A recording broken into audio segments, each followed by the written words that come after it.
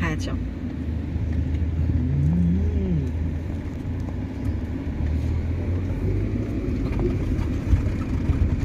আমার বুকের ভেতরটা দুমড়ুম করছে। সেই ওই প্লেন যখন টেক আপ করে যেরকম হয় না, সেই রকম ফিলিংটা আসছে। তোমরা কি কান্না তোমার তো সব মনে পড়ে গেল, সব মনে পড়ে গেল। দেখ ওই জায়গাটা, দেখ জঙ্গলটা, ক্যামেরাটা মেনটেন করো।